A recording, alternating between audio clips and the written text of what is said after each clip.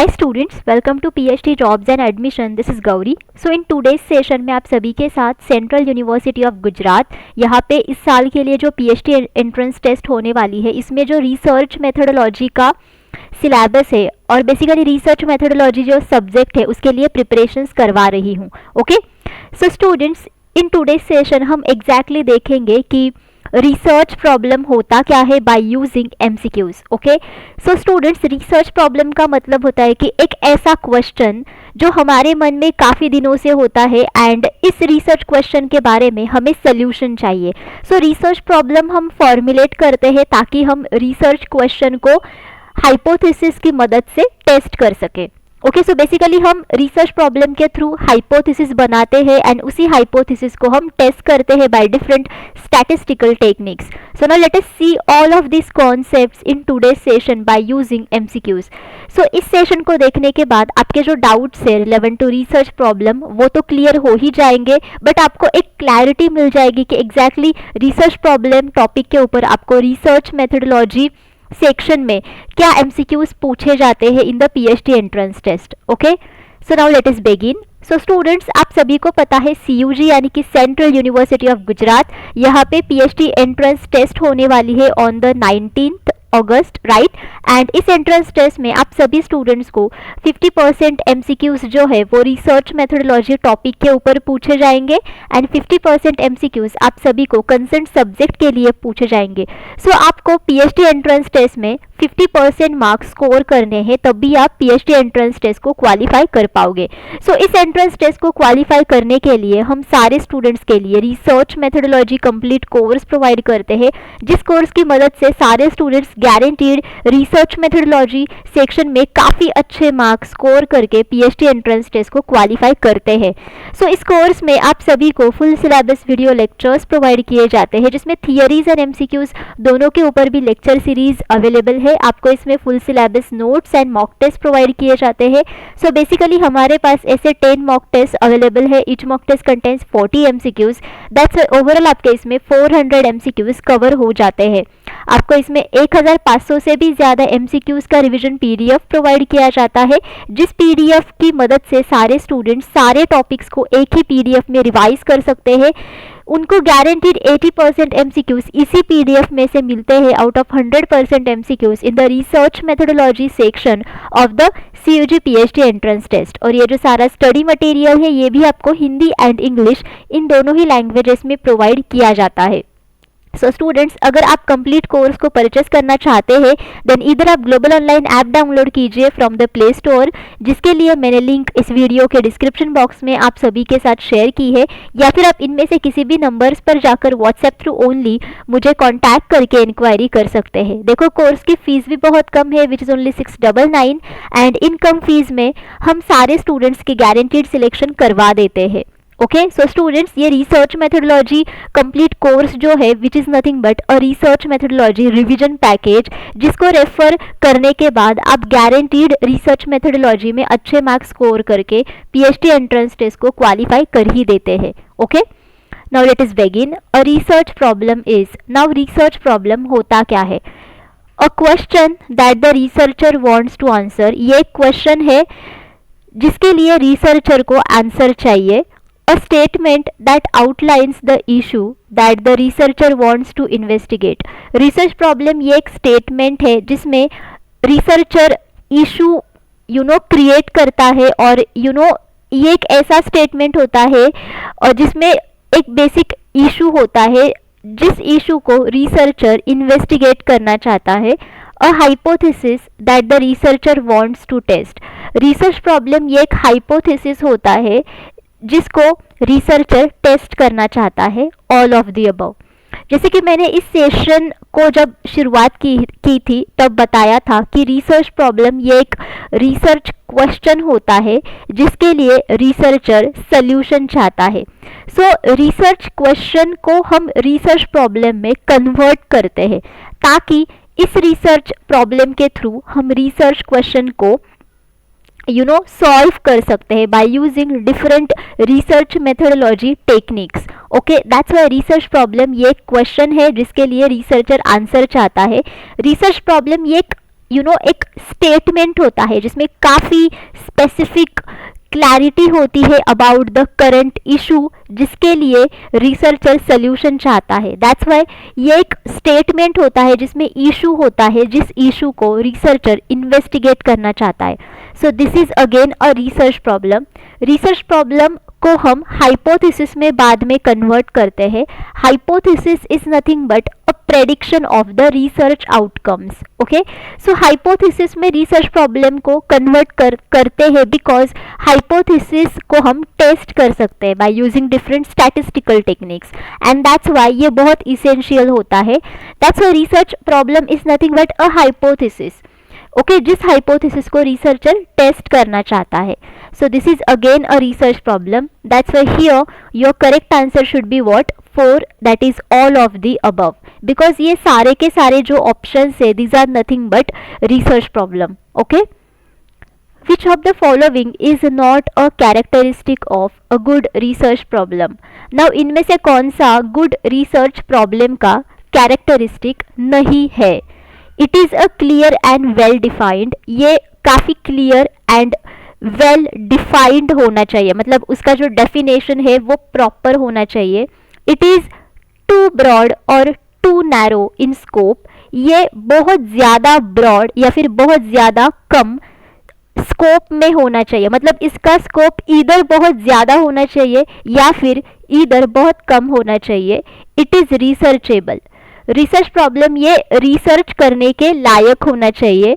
It is relevant and significant. ये relevant का मतलब है कि ये सोसाइटी में जितने भी सारे प्रॉब्लम्स है उसके साथ रिलेवेंट होना चाहिए एंड एज वेल सिग्निफिकेंट होना चाहिए, यानी कि महत्वपूर्ण। Okay, so students, research problem के काफ़ी सारे कैरेक्टरिस्टिक्स होते हैं, बट जब हम किसी भी रिसर्च प्रॉब्लम को गुड बोलते हैं देन उसमें कैरेक्टरिस्टिक्स होने चाहिए कि उसमें काफ़ी सारी क्लैरिटी होनी चाहिए। क्लैरिटी का मतलब होता है कि ये रिसर्च प्रॉब्लम ऐसा होना चाहिए which should be exactly specific with the research question जिसके बारे में हमें सोल्यूशन चाहिए and that's why research problem ये काफ़ी क्लियर होना चाहिए, वेल डिफाइंड होना चाहिए। So this is the characteristic of research problem. Then research problem हमेशा रिसर्चेबल होना चाहिए, मतलब ये रिसर्च करने के लायक होना चाहिए।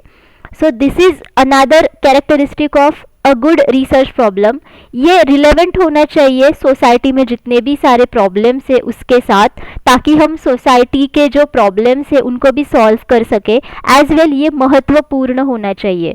ओके, दैट्स वाई यहाँ पे जो गुड रिसर्च प्रॉब्लम का कैरेक्टरिस्टिक नहीं है वो ये है option 2। It is too broad और टू नैरो इन स्कोप। देखो, रिसर्च प्रॉब्लम ये बहुत ही ज़्यादा स्कोप में ब्रॉड या फिर बहुत ही कम स्कोप में नहीं होना चाहिए। Okay, it should B basically specific enough कि हम उसे मैनेज कर सके। ओके, एंड ये उतना ब्रॉड भी होना चाहिए कि जो सिग्निफिकेंट हो। ओके, मतलब वो उतना महत्वपूर्ण भी होना चाहिए एंड एज वेल वो उतना स्पेसिफिक भी होना चाहिए कि जिसे हम मैनेज कर सके।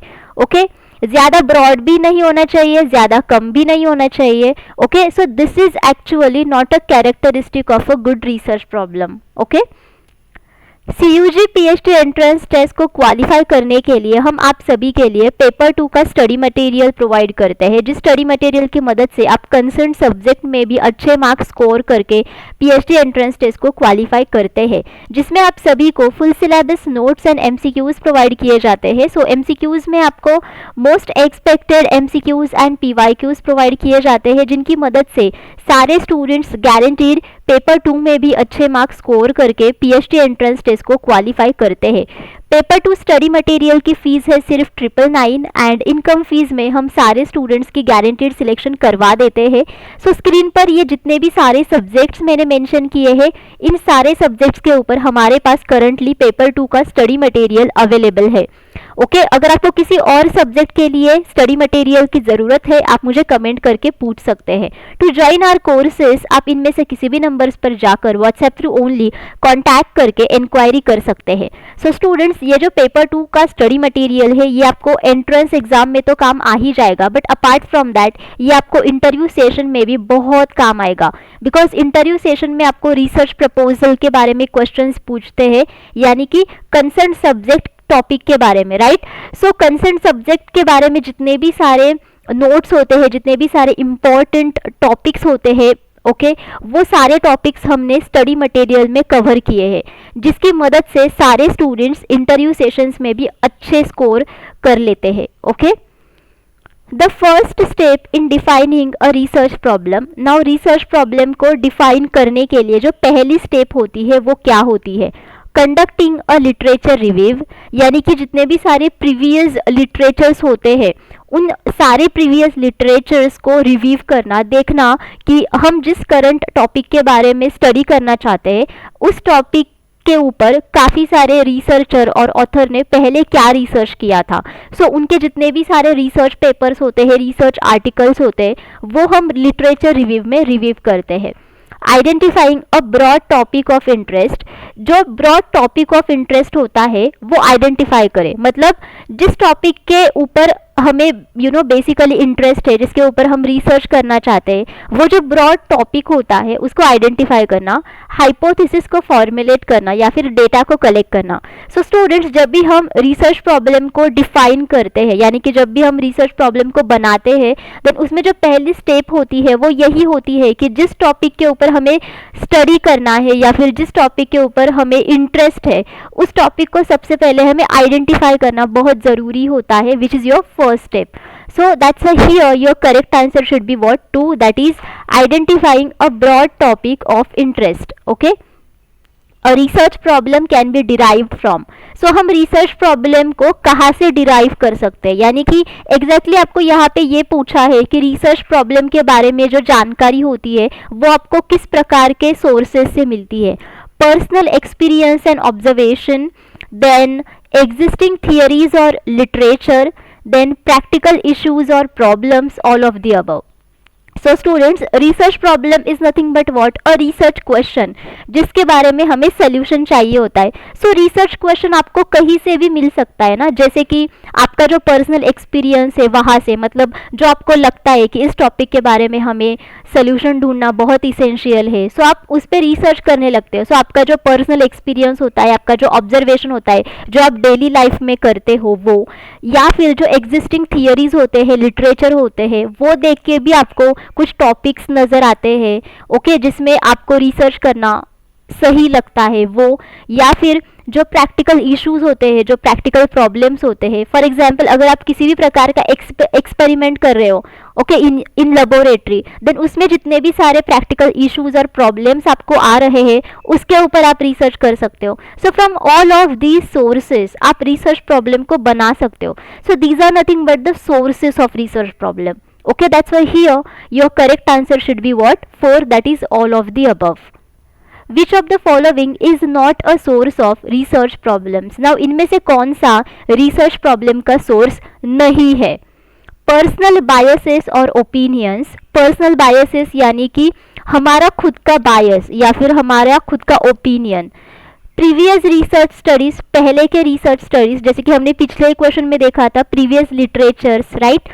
सोशल इश्यूज और प्रॉब्लम्स, सोसाइटी में जितने भी सारे इश्यूज अब चल रहे हैं, जितने भी सारे प्रॉब्लम्स है वो, या फिर थियरीज और concepts in a particular field. कोई भी पर्टिकुलर फील्ड में अगर कोई थियरीज है, कॉन्सेप्ट्स है वो, ओके। सो स्टूडेंट्स, पिछले ही क्वेश्चन में हमने देखा था about sources of research problem, जो कि थे कि हमारा डेली एक्सपीरियंस क्या होता है, हमारे ऑब्जर्वेशंस क्या होते हैं। प्रीवियस रिसर्च स्टडीज से भी हमें काफ़ी सारी इन्फॉर्मेशन मिलती है about research problem. As well society में जितने भी सारे प्रॉब्लम्स होते हैं, इश्यूज होते हैं, उससे हमें कुछ ना कुछ इन्फॉर्मेशन मिलती है। जो थियरीज और कॉन्सेप्ट्स होते हैं इन अ स्पेसिफिक फील्ड, उससे हमें इन्फॉर्मेशन मिलती है। सो यहाँ पे जो ऑप्शन है which is not a source of research problem, वो ये है, पर्सनल बायसेस और opinions, okay. Because research problem should be always based upon objective evidence and observation.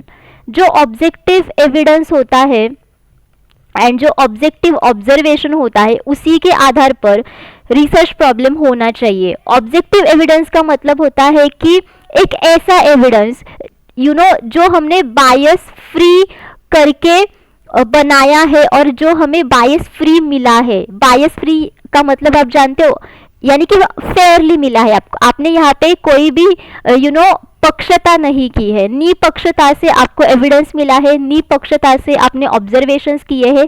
सो उससे जो आपको रिसर्च प्रॉब्लम मिलता है which is your correct research problem and which is your ethical research problem. Okay, that's why here your correct answer should be what? One, that is personal biases and opinions, जो कि research problems के source नहीं है। Research process begins with, now research process की शुरुआत कहाँ से होती है? Identification of research problem, research design, collection of data, report writing. ना ये तो बहुत इजी क्वेश्चन है कि रिसर्च प्रॉब्लम की शुरुआत और रिसर्च बेसिकली प्रोसेस की शुरुआत कहाँ से होती है। रिसर्च प्रोसेस का मतलब होता है कि जैसे ही आपको रिसर्च प्रॉब्लम मिलता है उस रिसर्च प्रॉब्लम को आप साइंटिफिक मेथड से सॉल्व करने को शुरुआत करते हो, राइट। सो रिसर्च प्रोसेस को बेगिन करने के लिए सबसे पहले आपको रिसर्च प्रॉब्लम की ज़रूरत है। सो उसके लिए सबसे पहले आपको रिसर्च प्रॉब्लम को आइडेंटिफाई करना है, right. So which is your correct answer? That's why here your correct answer should be one, that is identification of research problem. If the researcher is not familiar with research problem, then which study is conducted to acquire knowledge of the subject? अगर researcher research problem के साथ familiar नहीं है, मतलब अगर उसे research problem के बारे में ज़्यादातर इंफॉर्मेशन नहीं है, देन उसके लिए अगर उसे उस सब्जेक्ट के बारे में ज़्यादा से ज़्यादा नॉलेज अक्वायर करना है, देन उसके लिए वो इनमें से कौन से स्टडी को करेगा? वेदर रिसर्चर प्री टेस्टिंग करेगा या फिर पायलट स्टडी करेगा या फिर डिटेल्ड स्टडी करेगा या फिर एनालिटिकल स्टडी करेगा। So in this situation researcher pilot study करेगा। पायलट स्टडी का मतलब होता है कि ये एक ऐसा स्टडी होता है जो हम बहुत ही कम पार्टिसिपेंट्स के ऊपर करते हैं, बिकॉज हम जान सके कि ये एग्जैक्टली रिसर्च प्रॉब्लम है क्या। सो रिसर्च प्रॉब्लम के बारे में ज़्यादा से ज़्यादा इंफॉर्मेशन हासिल करने के लिए हम पायलट स्टडी करते। अगर आपको पायलट स्टडी से पॉजिटिव रिजल्ट्स मिलते हैं, देन आप आगे का पूरा जो प्रॉपर आपका रिसर्च होता है वो आप करते हो। Okay, that's Y in this situation आप पायलट स्टडी करोगे। प्री टेस्टिंग करते हैं जब हमें स्केड्यूल्स और क्वेश्चनएयर्स के बारे में इंफॉर्मेशन चाहिए होती है, जब भी हमें स्केड्यूल्स एंड क्वेश्चनएयर्स को टेस्ट करना पड़ता है before using them in the study, then pre testing किया जाता है। डिटेल स्टडी यानी कि वो जो प्रॉपर रिसर्च स्टडी होता है वो जिसमें हम सब कुछ करते हैं, ओके, इन डिटेल हम स्टडी करते हैं वो। Analytical study is the type of research method जिसमें बेसिकली जो डेटा होता है उसको एनालाइज करने के बाद हम उस पर स्टडी करते हैं, okay. Which of the following is true? Now इनमें से कौन सा स्टेटमेंट ऐसा है जो सही है? A good research design is such which gives minimum experimental error. So एक सही रिसर्च डिजाइन ऐसा होता है जो हमें कम से कम एक्सपेरिमेंटल एरर्स देता है। If data is insufficient, then the research problem will exist. अगर data insufficient है, then research problem आता है। Technological changes are a constant research problem for research. जब भी कुछ भी टेक्नोलॉजी में चेंजेस आते हैं, देन वो हमारे लिए एक कांस्टेंट रिसर्च प्रॉब्लम की तरह काम करते हैं, ओके। और ये हमें रिसर्च के लिए कॉन्स्टेंटली प्रॉब्लम्स को सर्च करने के लिए काम करते हैं, या फिर all of the above. So students, अगर आप ये सारे के सारे स्टेटमेंट्स देखोगे, then you will understand that कि ये सारे के सारे स्टेटमेंट्स सही है। सो इसके पीछे के रीज़न हम देखते हैं। रिसर्च डिज़ाइन क्या होता है? ये होता है research framework. So basically research design में हम एक प्रकार का डिज़ाइन बनाते हैं पूरे रिसर्च प्रोसेस का, कि हम कौन से data collection and data analysis methods को यूज़ करेंगे, okay. So that's why research design जो होता है वो सही होना चाहिए, कि बेसिकली वो ऐसा होना चाहिए कि जो हमें कम से कम एक्सपेरिमेंटल एरर दे सके, बिकॉज जिसकी मदद से हम बहुत ही एक्यूरेट एंड रिलायबल रिजल्ट्स दे सकते हैं, okay. Accurate and reliable results दे सकते हैं जिसकी मदद से। ओके अगर डेटा इनसफिशिएंट है देन ऑब्वियसली उसकी वजह से रिसर्च प्रॉब्लम तो रहेगी ही, बिकॉज डेटा इनसफिशिएंट है। Okay that's why research problem तो रहेगा, because there won't be enough information कि हम एडेक्वेटली इशू को एड्रेस कर सके, बिकॉज उसकी वजह से हमारे सामने उतनी एडेक्वेट इंफॉर्मेशन नहीं रहेगी कि हम इशू को अच्छे से सॉल्व कर सके, राइट। सो ये भी स्टेटमेंट सही है। अगर टेक्नोलॉजिकल चेंजेस आते हैं, जैसे कि देखो फॉर एग्जांपल काफ़ी सारे देखो न्यू टेक्नोलॉजीज आती है, काफ़ी सारे एडवांसमेंट्स उनमें होते रहते हैं। सो उनकी वजह से क्या होता है कि वो नए रिसर्च क्वेश्चंस एंड नए रिसर्च चैलेंजेस को क्रिएट करते हैं। दैट्स वाई टेक्नोलॉजिकल चेंजेस होने की वजह से रिसर्च के लिए हम कॉन्स्टेंटली प्रॉब्लम्स को सर्च करते हैं। ओके सो ये भी सही है। So your correct answer over here should be what 4, that is all of the above. Which is an important feature of a good research plan. Now इनमें से कौन सा सही रिसर्च प्लान का बहुत ही इंपॉर्टेंट फीचर है? A good research design gives minimum experimental error. A good research design should be flexible, efficient and appropriate. A good research design should be economical, all of the above. जैसे कि हमने पहले भी question में देखा था about this कि अच्छा रिसर्च डिजाइन ऐसा होता है कि जो हमें कम से कम एक्सपेरिमेंटल एरर देता है, यानी कि इसकी वजह से हमें रिसर्च के रिजल्ट्स एक्यूरेट एंड रिलायबल मिलते हैं। सो ये एक इम्पॉर्टेंट फीचर है गुड रिसर्च प्लान का। देन जो अच्छा रिसर्च डिज़ाइन होता है वो हमेशा फ्लेक्सिबल होना चाहिए। फ्लेक्सिबल यानी कि इसमें हम काफ़ी सारे रिसर्च मेथड्स को इस्तेमाल कर सकते हैं according to our wish. Okay as well ये एफिशिएंट होना चाहिए, यानी कि जो फंक्शन इसमें होता है वो फंक्शन वो अच्छी तरीके से करता है या नहीं करता है, it should be very important. Then ये अप्रोप्रिएट भी होना चाहिए। So this is again important feature of good research plan. ये इकोनॉमिकल होना चाहिए। इकोनॉमिकल का मतलब होता है कि ये कॉस्ट इफेक्टिव होना चाहिए, मतलब ज़्यादा कॉस्टली भी नहीं एंड बहुत कम कॉस्टली भी नहीं। देखो इकोनॉमिकल का मतलब होता है कि ये एक रिसर्च डिज़ाइन ऐसा होना चाहिए, ये इतना अप्रोप्रिएट होना चाहिए, एफिशिएंट होना चाहिए, जिसकी मदद से हम अच्छे से रिसर्च भी कर सकते हैं एंड एज वेल जिससे हमें ज़्यादा कॉस्ट भी नहीं लगेगी। ओके दैट्स वाई ये सारे के सारे जो ऑप्शंस है, all of these are the features of a good research plan. Okay pre testing helps in. Now pre testing हमें कहाँ कहाँ पे हेल्प करती है?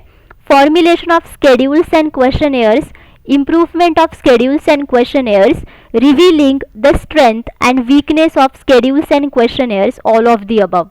So students हमने इसी सेशन में देखा था कि प्री टेस्टिंग हम करते हैं ताकि हम schedules and questionnaires जो होते हैं उनको टेस्ट कर सके before using them in study. So questionnaires में बेसिकली हम रिस्पॉन्डेंट्स जो होते हैं उनको क्वेश्चंस पूछते हैं through various platforms and respondents हमें आंसर्स प्रोवाइड करते हैं। स्केड्यूल्स में भी यही होता है, बट यहाँ पे इंस्टेड ऑफ रिस्पॉन्डेंट्स रिसर्चर जो होता है वो खुद ही रिस्पॉन्डेंट्स के जो आंसर्स होते हैं वो क्वेश्चनेयर्स में फिलअप करते हैं। ओके मतलब रिस्पॉन्डेंट्स आंसर्स देते हैं, but instead of respondents question paper जो होता है उसमें जो क्वेश्चंस होते हैं वो बेसिकली एग्जामिनर और रिसर्चर खुद ही वो फिलअप करता है। सो this is the main difference between schedules and questioners. Okay so pre testing हमें हेल्प करता है ताकि हम काफ़ी अच्छे स्केड्यूल्स एंड क्वेश्चनर्स को बना सके before using them in the study. So ये एक उसके लिए इम्पॉर्टेंट है। As well schedules and questionnaires को हम इम्प्रूव कर सकते हैं, अगर कुछ उसमें कोई भी एरर्स है देन वो हम देख के उसे इम्प्रूव कर सकते हैं before using them in study. As well उनमें कौन सी स्ट्रेंथ्स है, कौन से वीकनेसेस है, उसको भी हम रिवील कर सकते हैं ताकि हम जान सके कि हम क्या उसमें चेंजेस कर सकते हैं, क्या हम उसमें इम्प्रूवमेंट्स कर सकते हैं before using them in study.